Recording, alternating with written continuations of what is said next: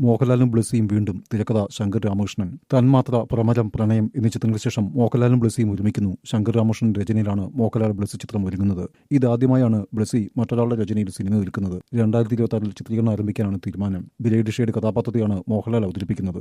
നവാഗതനായ ഐറൻ മുഹമ്മദിന്റെ കഥയിൽ ഒരുങ്ങുന്ന ചിത്രത്തെക്കുറിച്ചുള്ള കൂടുതൽ വിവരങ്ങൾ വൈകാതെ പ്രഖ്യാപിക്കും. ആശീർവാദ് സിനിമാസിന്റെയും ഫ്രാഗ്നറ്റ് നേച്ചർ ഫിലിം ക്രിയേഷൻസിന്റെയും ബാനറിലാണ് മോഹൻലാൽ ബ്ലസ്സി ചിത്രം നിർമ്മിക്കുന്നതെന്നാണ് വിവരം. ബ്ലസ്സിയുടെ രണ്ടാമത്തെ സംവിധാന സംരംഭമായ തന്മാത്രയ്ക്ക് ദേശീയ സംസ്ഥാന പുരസ്കാരങ്ങൾ ലഭിച്ചിട്ടുണ്ട്. 2011 പ്രണയം എന്ന ചിത്രത്തിനു വേണ്ടിയാണ് മോഹൻലാലും ബ്ലസ്സിയും അവസാനം ഒരുമിച്ചത്. ആടുജീവിതമാണ് ബ്ലസ്സിയുടെ സംവിധാനത്തിൽ റിലീസ് ചെയ്ത അവസാന ചിത്രം. പൃഥ്വിരാജിന്റെ അഭിനയ ജീവിതത്തിലെ ഏറ്റവും മികച്ച കഥാപാത്രങ്ങളിൽ ഒന്നാണ് ആടുജീവിതത്തിലെ നജീബ്. നിരവധി അംഗീകാരങ്ങളാണ് ആടുജീവിതം വാരിക്കൂട്ടിയത്.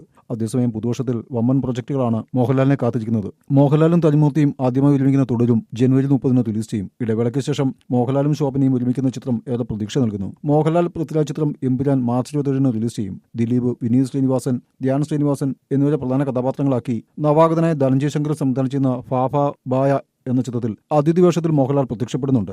മഹേഷ് നാരായണന്റെ മൾട്ടിസ്റ്റാർ ചിത്രമാണ് മോഹൻലാലിന്റെ മറ്റൊരു പ്രൊജക്ട്.